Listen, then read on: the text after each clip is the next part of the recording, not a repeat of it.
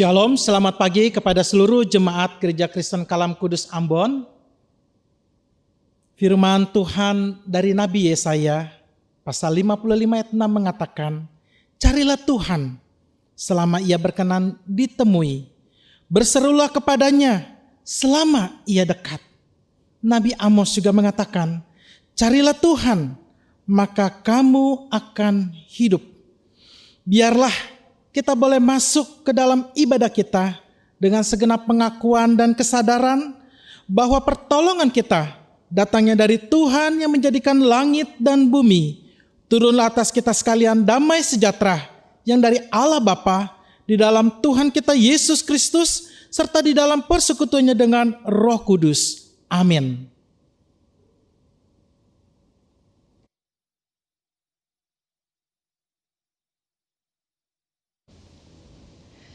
Shalom, Jemaat Kalam Kudus Ambon yang diberkati Tuhan, apa kabar semuanya?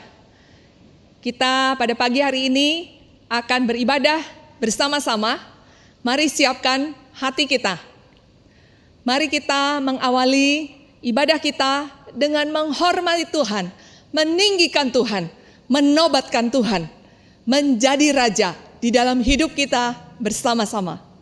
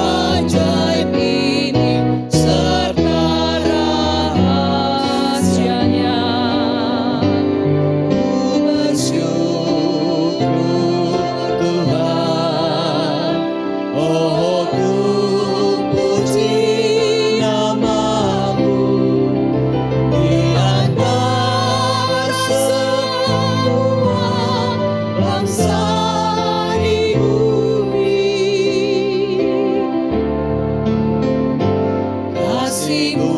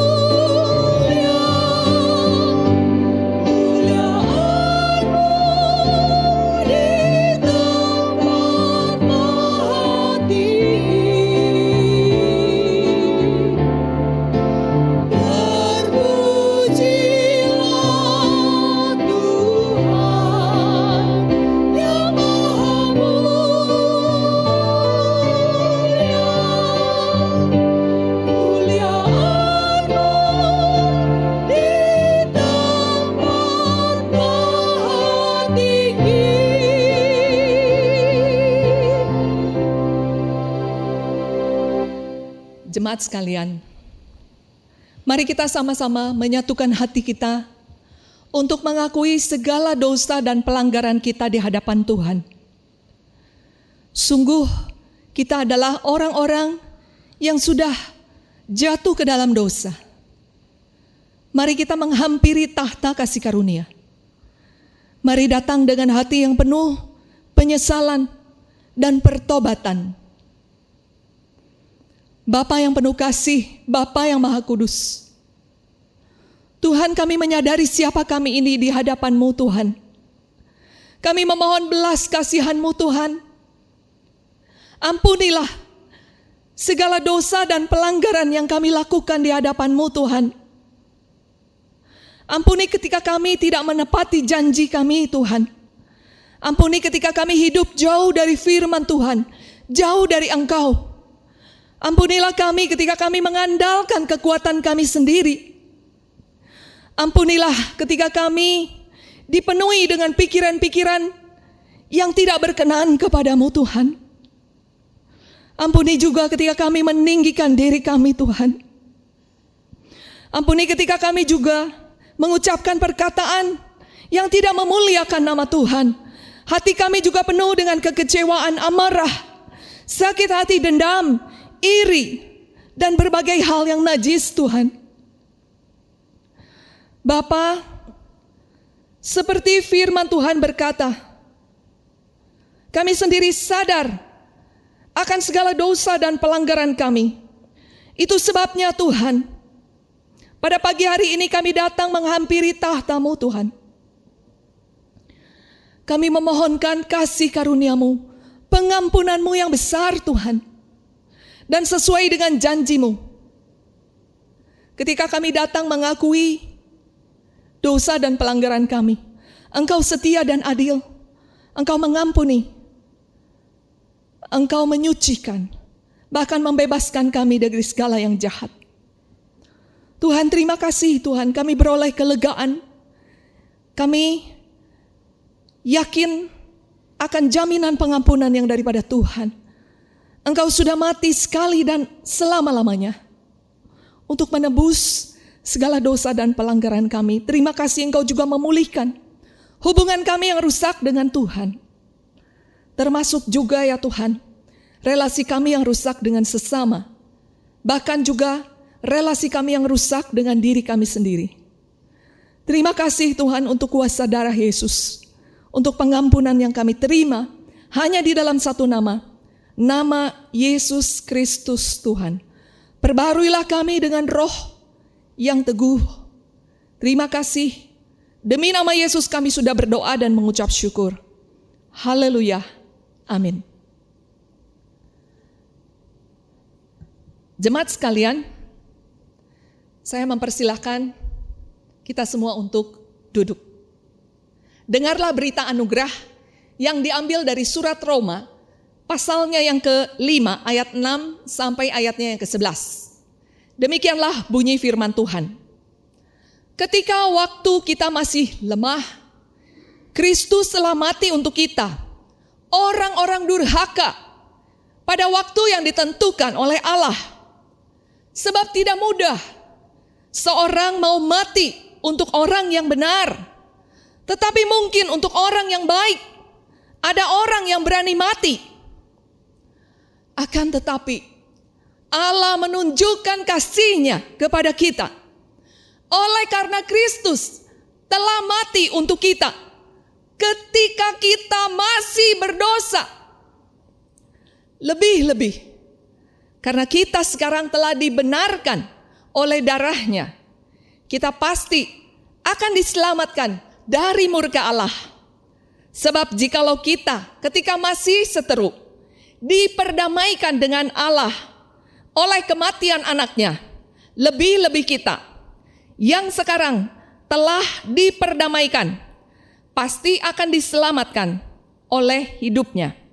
Dan bukan hanya itu saja, kita malah bermegah di dalam Allah oleh Yesus Kristus Tuhan kita. Sebab oleh Dia kita telah menerima pendamaian itu. Amin. Jemaat, mari kita melanjutkan dengan bacaan bertanggapan. Bersorak-soraklah bagi Tuhan, hai seluruh bumi. Beribadahlah kepada Tuhan dengan sukacita. Datanglah ke hadapannya dengan sorak-sorai. Ketahuilah bahwa Tuhanlah Allah. Dialah yang menjadikan kita dan punya dialah kita, umatnya dan kawanan domba gembalaannya. Masuklah melalui pintu gerbangnya dengan nyanyian syukur, ke dalam pelatarannya dengan puji-pujian. Bersyukurlah kepadanya dan pujilah namanya. Sebab Tuhan itu baik, kasih setianya untuk selama-lamanya, dan kesetiaannya tetap turun-temurun. Aku mau bersyukur kepada Tuhan dengan segenap hati, dalam lingkungan orang-orang benar dan dalam jemaat. Perbuatan-perbuatan Tuhan layak diselidiki oleh semua orang yang menyukainya. Agung dan bersemarak pekerjaannya, dan keadilannya tetap untuk selamanya. Perbuatan-perbuatannya yang ajaib dijadikannya peringatan. Tuhan itu pengasih dan penyayang. Perbuatan tangannya ialah kebenaran dan keadilan. Segala titahnya teguh, Kokoh untuk seterusnya dan selamanya. Dilakukan dalam kebenaran dan kejujuran. dikirimnya kebebasan kepada umatnya, diperintahkannya supaya perjanjiannya untuk selama-lamanya. Namanya kudus dan dahsyat. Permulaan hikmat adalah takut akan Tuhan. Semua orang yang melakukannya berakal budi yang baik. Puji-pujian kepadanya tetap untuk selamanya. Haleluya. Jemaat, firman Tuhan mengatakan, datanglah ke bait Tuhan dengan ucapan syukur, dengan penuh sukacita. Pada pagi hari ini kita mau bersyukur, menaikkan sukacita di hadapan Tuhan.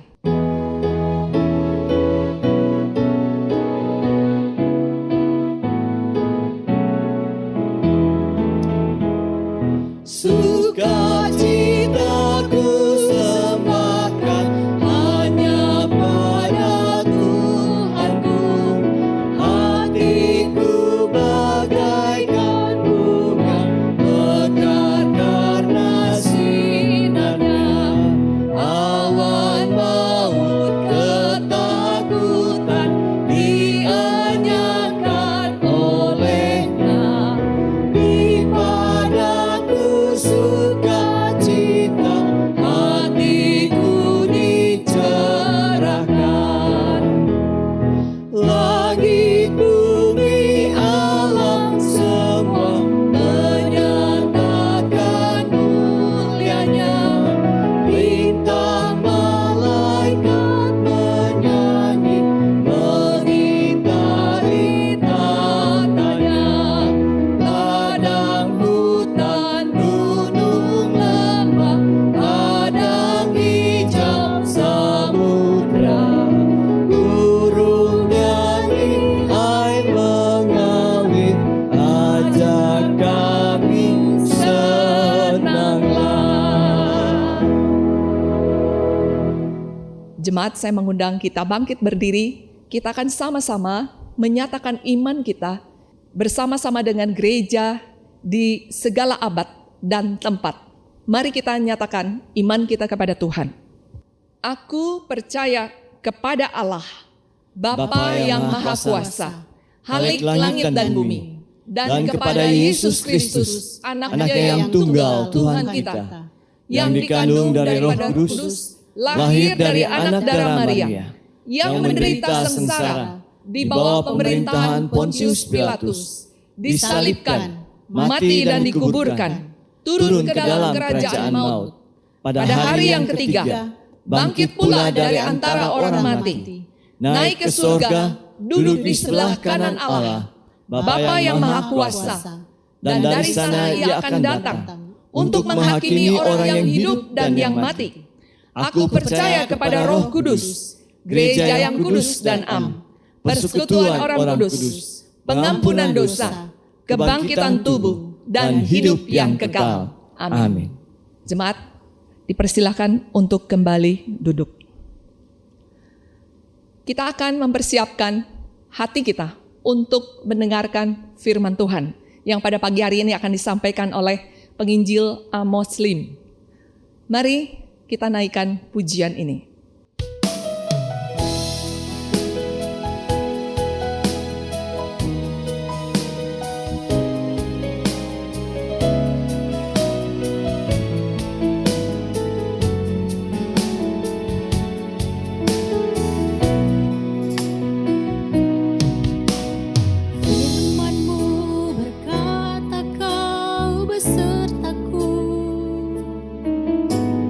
Maka kuat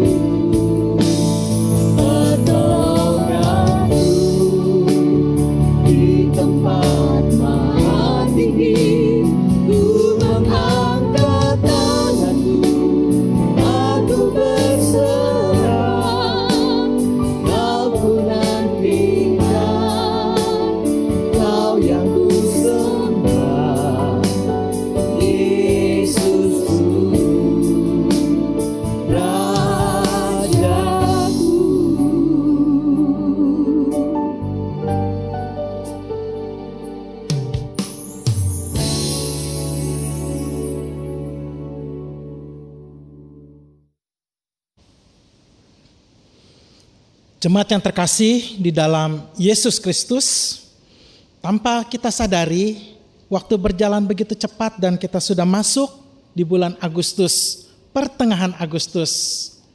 Satu bulan yang keramat, bulan sukacita, bulan yang indah buat negeri kita Indonesia, di mana kita boleh merasakan satu anugerah Tuhan, kemerdekaan bagi negeri kita Indonesia. Nah, sesungguhnya sebagai orang Kristen, warga negara Indonesia, kita memiliki dua kemerdekaan. Kemerdekaan pertama sebagai warga negara Indonesia, kita sejajar di dalam status hukum, sejajar di dalam persamaan hak dan kewajiban bersama-sama dengan bangsa-bangsa di seluruh dunia. Tetapi yang tidak kalah indahnya sebagai orang Kristen, orang percaya, kita memiliki kemerdekaan di dalam Yesus Kristus. Merdeka dari dosa, merdeka untuk terus berjalan di dalam kebenaran bersama dengan pimpinan Roh Kudus. Nah, tentu ini menjadi satu tema yang sangat menarik untuk kita boleh renungkan, pelajari, dan imani. Mari kita bersama-sama membuka Roma pasal 6 ayat ke-15 sampai dengan ayat yang ke-23. Kita buka Alkitab kita, tapi terlebih dahulu kita membuka hati dan pikiran kita. Mari kita berdoa.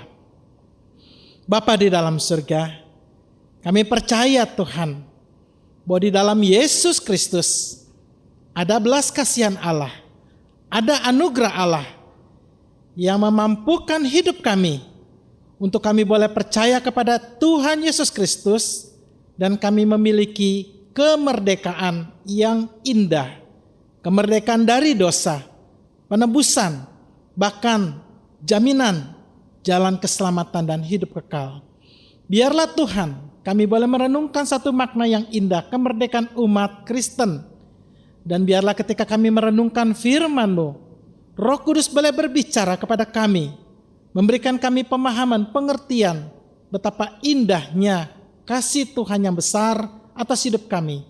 Bahkan firman-Mu yang kami renungkan juga Tuhan, boleh terus membawa kami pada satu kedalaman rohani, lebih dalam lagi, memahami, mencintai Tuhan Yesus, dan biarlah kami juga diberikan sebuah tekad untuk kami boleh hidup seturut dengan kehendak Allah.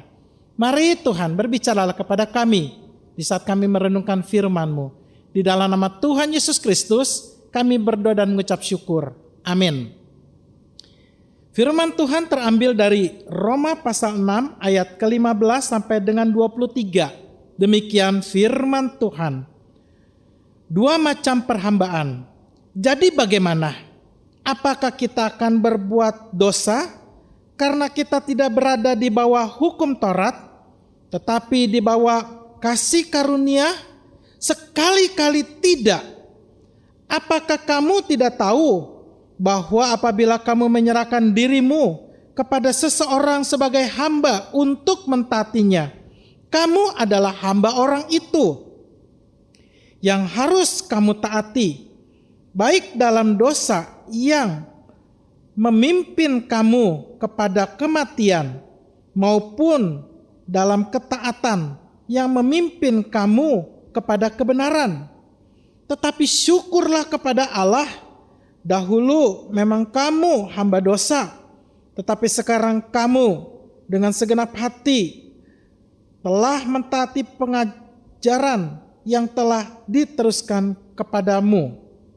Kamu telah dimerdekakan dari dosa dan menjadi hamba kebenaran.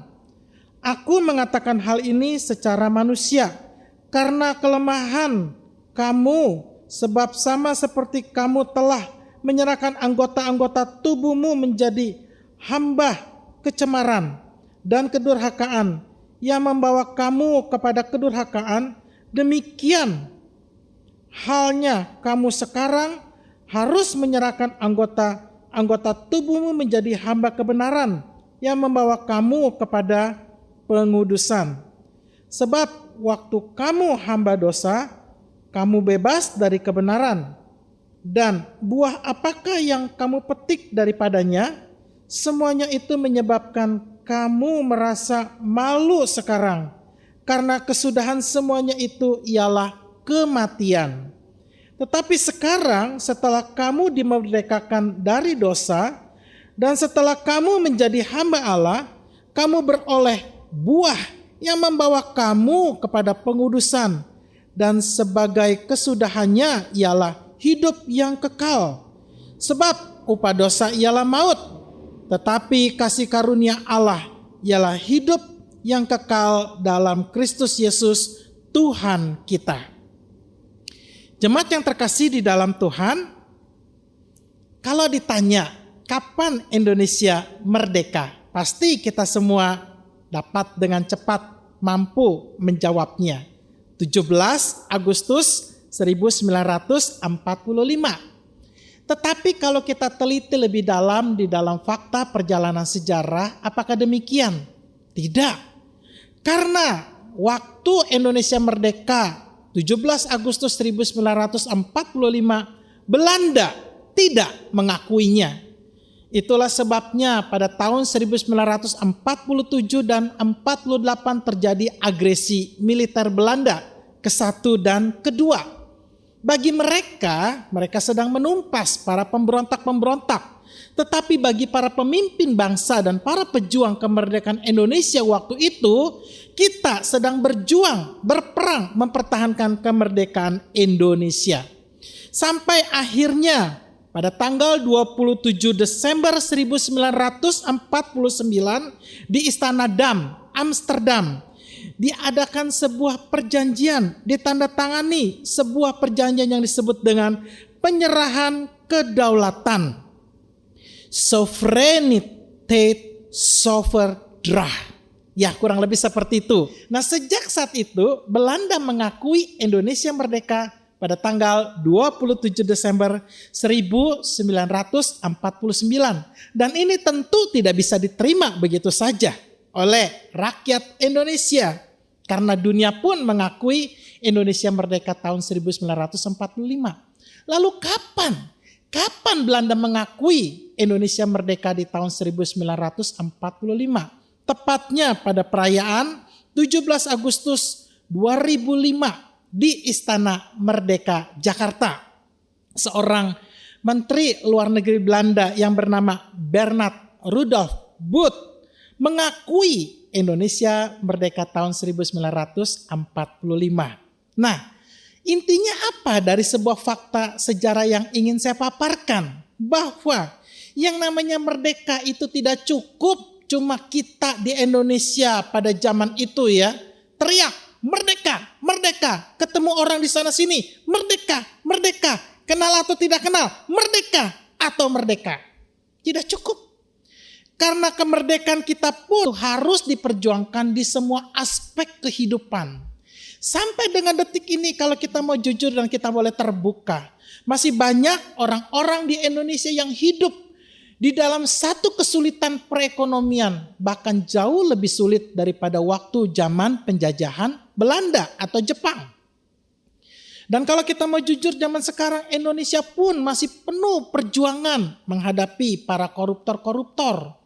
Bahkan Komnas HAM itu pun masih berjuang untuk terus menindaklanjuti tindakan-tindakan ketidakadilan.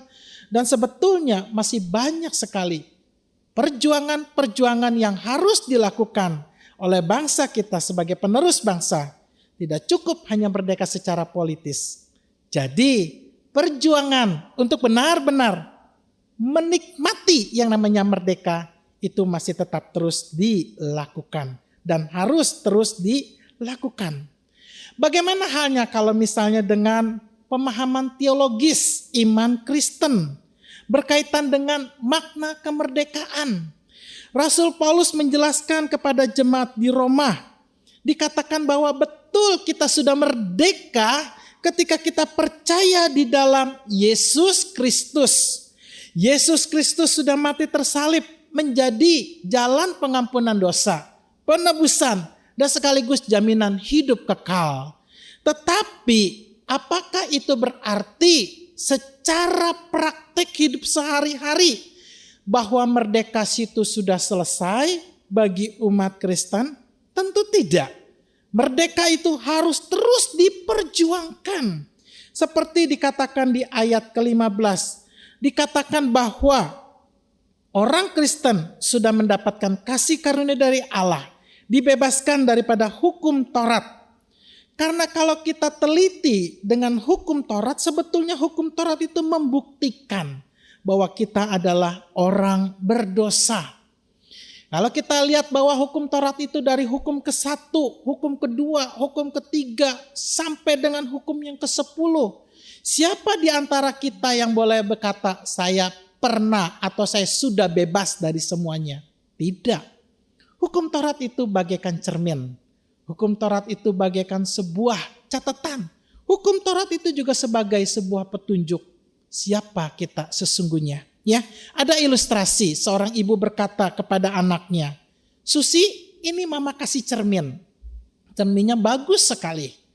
Mama mau pergi, mama gak mau tahu. Nanti jam 6 sore mama pulang, kamu sudah harus rapi, sudah harus mandi, sudah bikin PR dan kita mau acara keluarga. Nah, singkat kata ibunya pergi. Nah, Susi rupanya sangat tertarik dengan cermin yang bagus. Sehingga dia lebih banyak main ke tetangga. Ini loh aku punya cermin. Dia cerita kepada teman yang lain, ini loh aku punya cermin. Cerminnya bagus sekali. Sampai akhirnya ketika jam 6 kurang mamanya pulang bertanya, Susi kamu sudah mandi? Kamu sudah bikin PR? Kamu sudah siap-siap? Dalam ketakutan Susi bilang, sudah mah, sudah. Lalu mamanya bilang, itu di tanganmu apa? Cermin, lihat di kaca itu. Susi melihat rambutnya berantakan, mukanya coreng-moreng, bajunya kotor. Sekalipun Susi sudah melakukan tugas-tugasnya, tapi sebetulnya cermin itu membuktikan Susi belum melakukan seperti yang mamanya katakan. Nah, hukum Taurat seperti itu. Ya, kita terbukti bahwa dengan hukum Taurat kita pun sudah berdosa. Nah, lalu kemudian Rasul Paulus mengajarkan, memberitakan Injil kebenaran di dalam Yesus Kristus sudah ditebus. Lalu kemudian muncul lagi pertanyaan-pertanyaan. Kalau begitu apakah kita boleh berbuat dosa lagi? Kalau begitu apakah kita boleh terus hidup di dalam dosa? Bukankah hukum Taurat itu sudah dilepaskan dan kita ini sudah dibebaskan? Nah, oleh sebab itu Paulus bertanya dengan keras. Jadi bagaimana?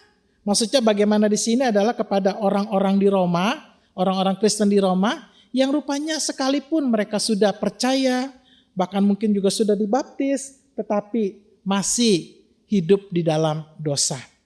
Nah, seorang pendeta terkenal pada suatu hari didatangi seorang jemaat. Jemaatnya bilang begini, ya, Pak, boleh gak Pak saya menceraikan istri saya dan saya ingin menikah lagi? Nah, si pendeta tersebut bilang, memang kenapa?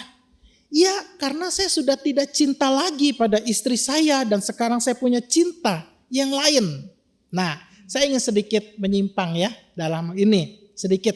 Nah, sebetulnya yang patut dipertanyakan adalah apa arti cinta itu bagi si bapak tersebut.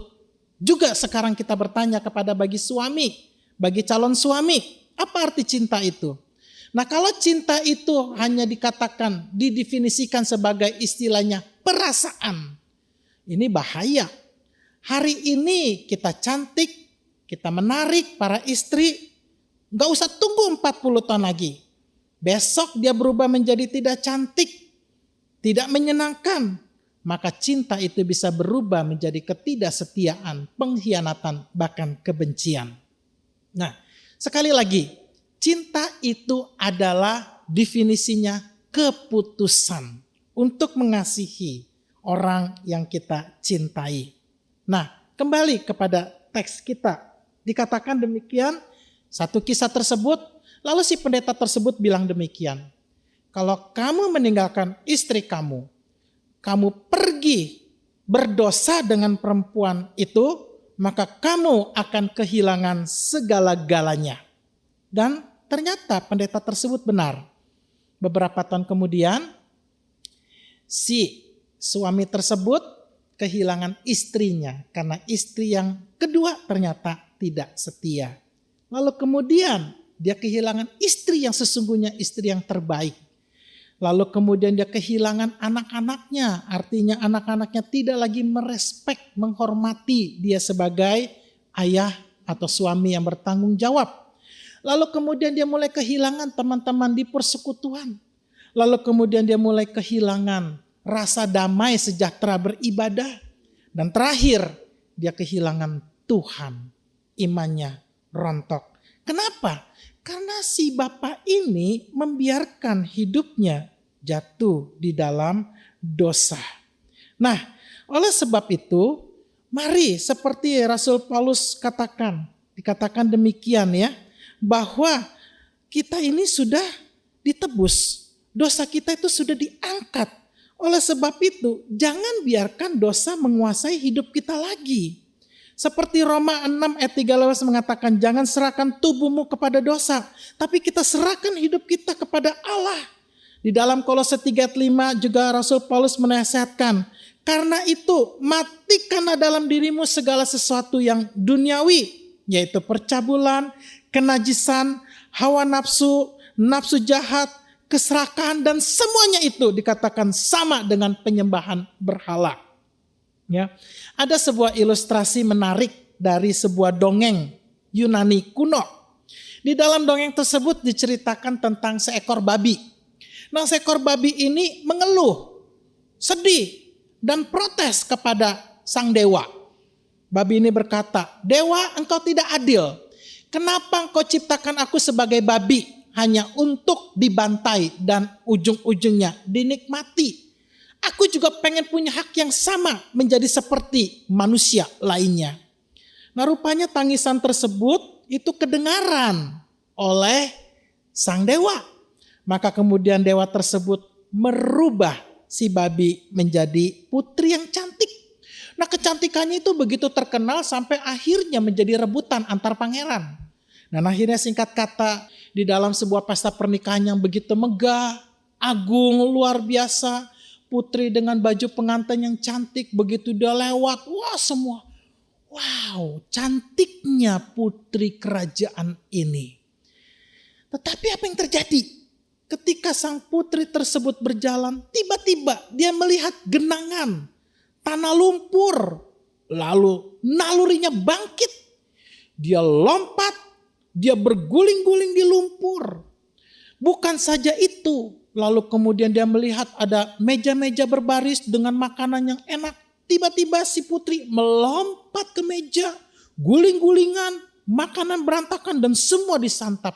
Sampai akhirnya rakyat bingung. Aduh, ini putri cantik.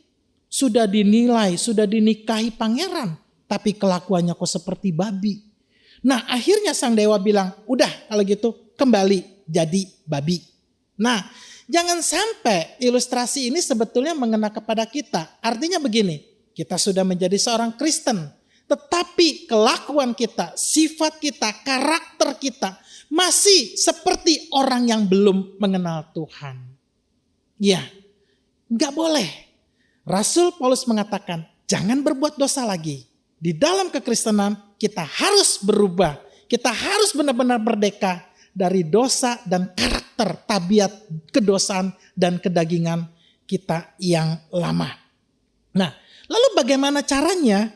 Dari ayat 15, 16, 17, 18 itu paling tidak saya menemukan ada 3 prinsip. 3 cara bagaimana kita benar-benar bisa merdeka. Bukan saja merdeka secara status waktu Yesus menebus kita menjadi anak-anak Allah. Tetapi kita merdeka dari keberdosaan kita, karakter kita, kedagingan kita, manusia lama kita, dan terus kita berjalan menjadi manusia yang semakin baru, semakin baru, semakin baru, semakin merdeka di dalam pimpinan Tuhan. Nah, supaya mudah, saya pakai prinsip, saya istilahkan prinsip kemeja. Kemeja ya, kemeja. Kenapa? Biar mudah diingat. Kemeja. Sebagai manusia yang berbudaya, kita tentu harus pakai kemeja atau baju, begitu kan ya?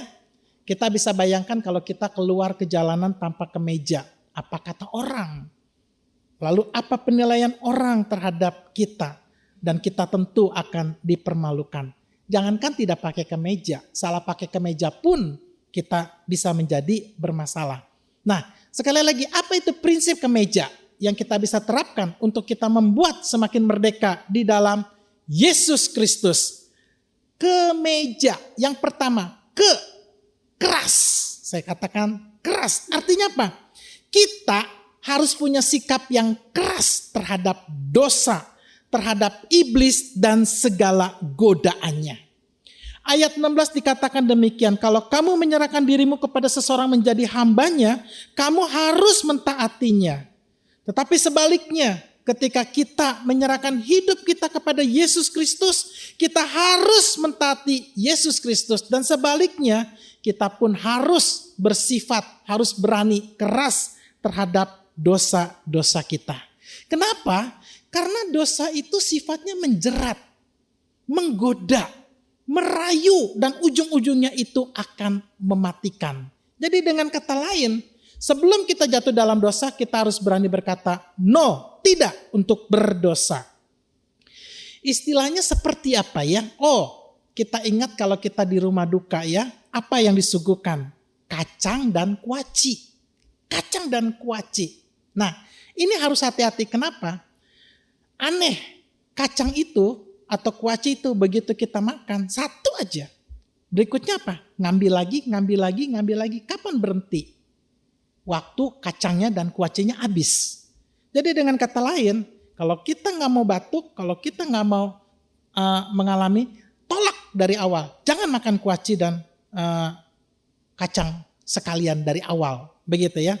Nah artinya apa? Kita harus meninggalkan keberdosaan kita. Yusuf waktu digoda tante Potifar, apa yang dilakukan? Dia lari, dia tinggalkan dosa itu. Ya. Nah jadi terhadap dosa itu kita harus demikian. Ada sebuah ilustrasi, ceritanya seorang anak dari suku Indian kuno, begitu ya. Nah dia ditangkap karena dia melakukan sebuah kesalahan adat. Nah sebelum dia dihukum, sesepuh dari suku tersebut bertanya demikian, nak, ibaratnya ya, pikiran kita itu, di dalam pikiran kita itu ada dua serigala.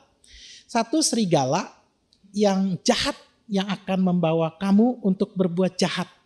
Satunya lagi serigala yang baik yang akan membawa kamu itu untuk berbuat baik. Yang mana menurut kamu yang lebih kuat? Serigala yang jahat atau serigala yang baik? Lalu si anak muda ini bilang gini, tentu saja serigala yang kita kasih makan. Itu yang akan menjadi kuat. Nah sama aplikasinya begitu ya. Bahwa kita punya kelemahan. Kita tidak kebal dari dosa. Kita bisa terjerat di dalam dosa. Dan iblis pun bisa pakai berbagai cara untuk menjatuhkan kita sehingga kita bisa berdosa lagi. Iblis bisa pakai pergaulan yang buruk. Iblis bisa pakai keadaan dan kondisi keadaan yang ada. Bahkan iblis juga bisa pakai masa lalu kita, akar pahit kita, luka batin kita. Ujung-ujungnya apa? Supaya kita berbuat dosa lagi dan akhirnya kita terjerat dan ujung-ujungnya di dalam kematian. Nah, mari kita teguhkan hati kita. Mesti berani keras terhadap dosa. Prinsip yang kedua, apa itu merelakan diri dikuasai oleh Allah dan firman-Nya. Ayat 17 Rasul Paulus mengatakan, dahulu kita itu hamba dosa, diperbudak oleh dosa. Maka kita akan terus memenuhi dosa itu. Tapi sekarang relakan diri kita untuk kita menjadi hamba kebenaran. Nah kita harus belajar untuk menjadi seorang Kristen yang sejati. Meninggalkan dosa dan sekaligus melakukan kebenaran. Nah bagaimana caranya? Kita harus mencari pengajar yang sejati. Siapa itu? Roh Kudus. Roh Kudus yang Allah berikan di dalam diri kita. Roh Kudus yang akan mengingatkan firman yang kita pelajari dan kita renungkan. Sehingga waktu kita mau atau digoda untuk berbuat dosa, Roh Kudus itu akan memberikan kita peringatan. Roh Kudus itu akan memberikan kita untuk daya juang. Bahkan Roh Kudus juga untuk memberikan kita untuk satu keberanian menolak dosa dan sekaligus melawan dosa itu. Nah, ada ilustrasi satu kisah nyata ya. berdekatan dengan kehidupan Paulus. Sejaman sih ya, ada seorang yang bernama Spartacus. Spartacus ini tokoh nyata. Ya, dia hidup kurang lebih sekitar tahun 70-an sebelum Masehi. Spartacus ini seorang budak. Dia hidup sebagai budak gladiator yang hidupnya bertarung, mati atau hidup begitu. Nah, lalu Spartacus hati nuraninya berontak, gak bisa, saya manusia, saya gak mau diperlakukan seperti binatang, saya harus menjadi manusia yang sejati. Caranya bagaimana? Saya harus merdeka. Maka kemudian Spartacus berhasil mengumpulkan teman-teman dan membangkitkan 70.000 budak. Dan mereka akhirnya memerangi tentara Romawi. Dan itu cukup membuat tentara Romawi kerepotan pada saat itu. Tapi akhirnya Spartacus mati pada tahun 71 sebelum Masehi. Satunya lagi adalah Paulus. Paulus orang merdeka. Tetapi dia sadar waktu dia merdeka, dia dikuasai oleh egonya, kesombongannya. Dan akhirnya dia justru jatuh di dalam dosa. Dengan cara apa? Memusuhi orang-orang Kristen, menganiaya orang-orang Kristen. Nah, akhirnya dia sadar. Ketika mengalami perjumpaan dengan Kristus, maka Paulus menghambakan diri, melepaskan kemerdekaannya, tetapi dia menghambakan diri kepada Yesus Kristus. Dan dia taati segala keinginan Kristus. Kemanapun Kristus ingin Paulus pergi, melakukan apapun dia lakukan. Nah, ini ada satu hal yang unik begitu dari dua tokoh ini. Kita boleh belajar ya. Untuk dosa kita harus seperti Spartacus, melawan. Tapi untuk Kristus dan kebenarannya kita harus seperti Paulus, merendahkan diri, merelakan diri untuk terus ada di dalam pimpinan Kristus. Kembali kepada prinsip kemeja. Yang ketiga, artinya apa? Jaga nama baik Tuhan Yesus. Ingat, kita ini adalah anaknya. Di ayat 18 Paulus mengatakan bahwa kita statusnya adalah orang percaya. Termasuk jemaat di Roma dan termasuk kita pada saat ini. Nah, karena kita ini adalah orang percaya, maka kita ini telah dimerdekakan dari dosa dan kita ini menjadi hamba kebenaran. Ingat status kita. Ya, ibarat kata dosa dan kebenaran itu seperti perbandingannya lampu dengan terang. Kalau lampu nyala, kegelapan pergi. Tapi kalau lampu dimatikan, kegelapan akan datang dan menguasai. Nah, itulah di dalam kehidupan kita.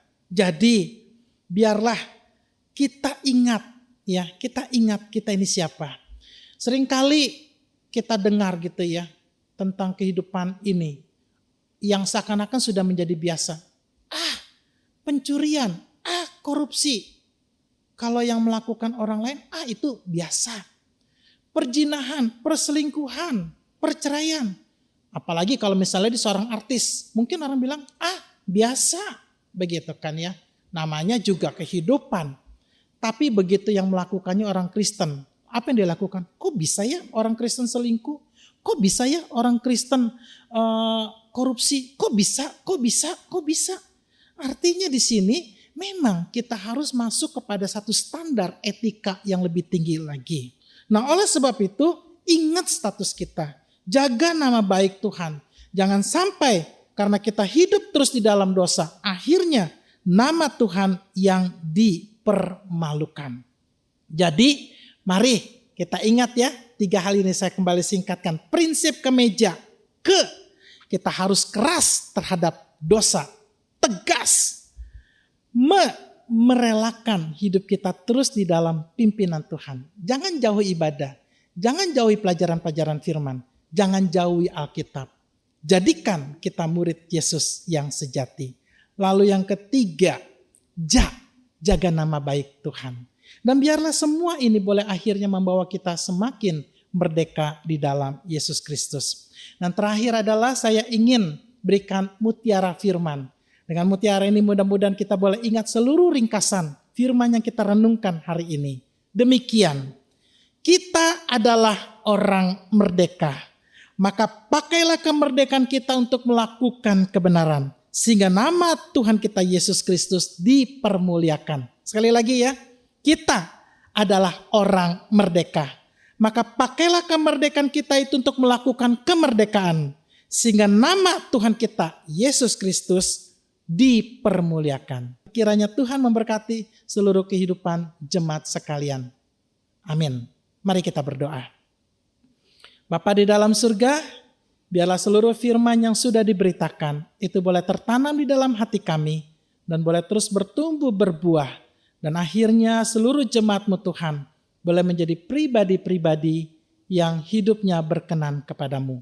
Merdeka secara status, merdeka secara aktus, merdeka dari ketakutan, merdeka dari dosa, dan sebaliknya semakin terus hidup di dalam pimpinan Tuhan. Di dalam nama Tuhan Yesus Kristus kami berdoa dan mengucap syukur. Amin.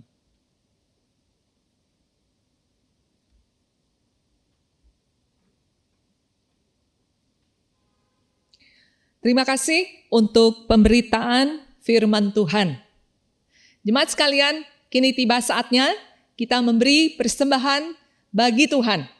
Kita mengucap syukur, jemaat sekalian bisa memasukkan uang persembahan ke dalam amplop tertutup dan membawanya ke kantor tata usaha gereja, atau jemaat bisa langsung mentransfer kepada nomor rekening yang ada di bawah ini.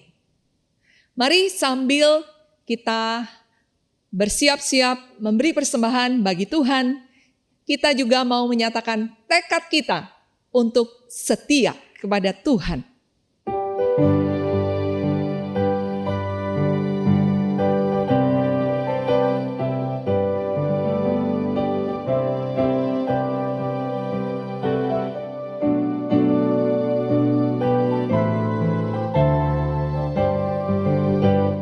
Dalam dunia penuh dosa selalu berubah, langit pun goncang dan iblis pun giat bekerja, banyak anak Tuhan tersesatlah.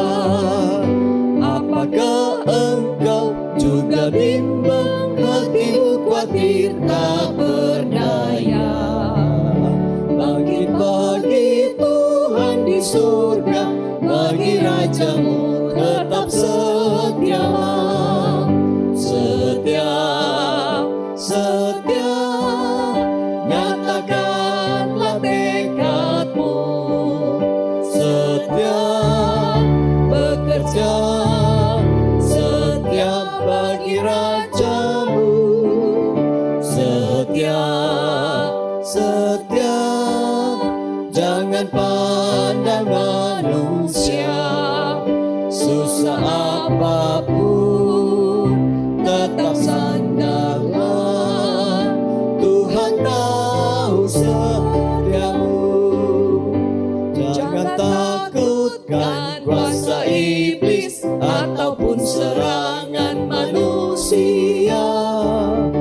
Taatlah perintah panglimamu, kehendaknya harus kau patuhlah. Bagai dibakar dalam api, tiada takut ancaman raja. Mereka sungguh gagah perkasa, sampai mati pun tetap setialah. Setia, setia, nyatakanlah tekadmu, setia bekerja, setia bagi rajamu, setia, setia. Jangan pandang manusia, susah apapun tetap sandarlah, Tuhan tahu setiamu. Amin. Kita percaya Tuhan pasti tolong kita bersama. Mari jemaat sekalian, kita akan menaikkan doa persembahan dan doa syafaat kita di hadapan Tuhan. Mari satukan hati. Bapa di dalam surga, terima kasih kami menaikkan syukur dari hati kami yang terdalam. Terima kasih Tuhan untuk anugerah-Mu yang besar di dalam hidup kami. Tidak cukup kata-kata, tidak cukup uang, harta, tenaga, apapun juga yang kami miliki. Dan kami sadar Tuhan, semua yang ada adalah milik Tuhan. Dan kami sesungguhnya hanya mengembalikan sebagian kecil dari berkat yang asalnya daripada Tuhan. Biarlah Tuhan ketika kami memberi dengan sukacita dan sukarela, Engkau melihat hati yang memberi dengan syukur, dengan mengasihi. Dan Engkau tidak memandang jumlahnya Tuhan, tetapi Engkau berkenan kepada hati yang memberi dengan sukacita. Berkati para majelis yang mengelola keuangan, supaya benar-benar barang yang fana ini bisa dipakai untuk memperluas kerajaan Tuhan. Bapa, kami menaikkan doa syafaat kami bagi bangsa dan negara kami Tuhan. Kami terus memohonkan anugerah Tuhan, belas kasihan-Mu. Ampunilah dosa bangsa kami ya Tuhan. Lalukanlah pandemi COVID-19 ini Tuhan atas negeri kami. Kami mendoakan hikmat bijaksana atas presiden, wakil presiden, dengan seluruh kabinet, bahkan sampai pejabat-pejabat yang ada di pusat maupun juga yang ada di daerah. Tuhan, khususnya kota Ambon yang saat ini memasuki kembali zona merah Tuhan. Bapa, tolong Tuhan bekerja sama dengan gugus tugas penanggulangan COVID bersama dengan seluruh tim medis, para medis. Biarlah bergandeng tangan bersama-sama Tuhan, juga disertai dengan ketertiban dan kepatuhan masyarakat. Pandemi ini segera boleh berlalu Tuhan. Kami juga mendoakan vaksin COVID-19 segera bisa ditemukan ya Tuhan. Dan prosesnya berjalan dengan baik dan lancar. Sehingga negeri kami pulih dari semua krisis Tuhan yang kami saat ini alami bersama-sama. Tuhan, biarlah negeri ini tetap bersatu, negeri ini tetap aman. Negeri ini tetap dikuasai oleh Tuhan sendiri. Keadilan dan kebenaran-Mu tetap memerintah atas bangsa dan negara kami Tuhan. Tuhan, kami juga tidak lupa berdoa Tuhan untuk semua ibadah-ibadah online. Berkati setiap hamba-hamba-Mu Tuhan, berkati setiap aktivis, dan beri pertumbuhan iman kerohanian kepada setiap pribadi, mulai dari anak sekolah minggu sampai kepada usia indah Tuhan. Kami mendoakan Tuhan, sekalipun kami tidak berjumpa satu dengan yang lainnya, tetapi kasih di antara kami terus bertumbuh Tuhan. Kami terus mengasihi Tuhan dengan segenap jiwa, akal budi, kekuatan, segenap hati. Kami juga terus mengasihi sesama seperti kami juga mengasihi Engkau ya Tuhan. Yang berikutnya kami juga mendoakan bagi jemaat yang sakit, yang lemah, yang berbeban berat. Tuhan, mohon Tuhan, Engkau menopang setiap kami Tuhan. Terutama mereka yang sakit, yang lemah, yang berbeban berat. Baik secara fisik, secara rohani maupun juga secara ekonomi ya Tuhan. Engkau yang mengenal Tuhan, yang mengerti keadaan kami. Biarlah Tuhan, ketika kami lemah, kami justru semakin berpengharapan di dalam Engkau. Dan kami mengalami Engkau lebih mendalam dan lebih mendalam lagi. Engkau menggenapi setiap janji-janji-Mu Tuhan di dalam kehidupan jemaat-Mu. Sehingga jemaat Kalam Kudus Ambon semakin bertumbuh menjadi jemaat yang militan dan misioner Tuhan. Terima kasih Bapa. Tuhan, kami juga berdoa terus untuk gereja kami. Beri hikmat kepada para majelis untuk memutuskan yang terbaik kepada para hamba-hamba Tuhan juga. Dan juga tolong Tuhan untuk masa depan gereja kami Tuhan. Bagaimana kami bisa tetap mengabarkan Injil di dalam situasi yang seperti ini. Kami juga tidak lupa berdoa untuk anak-anak kami dengan masa depan mereka Tuhan. Khususnya dengan sekolah online Tuhan. Tolong kebutuhan jiwa daripada anak-anak Tuhan. Mereka merasa bosan, jenuh, lelah dan sulit untuk berkonsentrasi. Studi di dalam situasi seperti ini. Beri semangat, kesehatan, kekuatan kepada mereka. Dan beri hikmat kepada setiap guru-guru yang mengajar. Supaya mereka tetap bisa mengajar dengan kreatif. Terpujilah Tuhan, di dalam nama Yesus kami berdoa. Amin. Doksologi. Mari jemaat, saya jemput bangkit berdiri.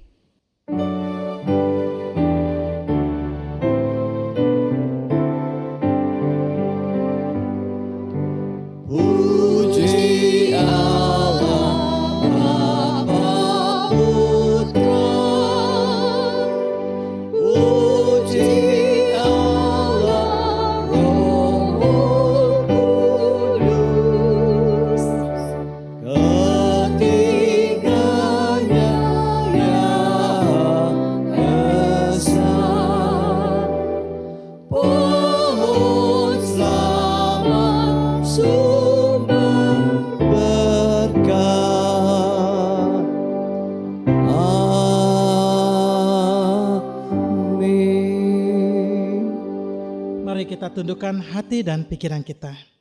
Jemaat terkasih, marilah kita tutup ibadah kita dengan satu tekad bahwa kita mau menjalani hidup ini sebagai pelaku-pelaku firman dan saksi kemuliaan Yesus Kristus. Dengarkanlah firman Tuhan yang mengatakan demikian. Tuhan memberkati engkau dan melindungi engkau. Tuhan menyinari engkau dengan wajah-Nya dan memberikan engkau kasih karunia. Tuhan menghadapkan wajah-Nya kepadamu dan memberikan engkau damai sejahtera. Kiranya segala berkat, perlindungan, pertolongan dari Allah Bapa dan Allah Anak Tuhan kita Yesus Kristus dan dari Allah Roh Kudus menyertai kehidupan kita dari sekarang sampai selama-lamanya. Amin.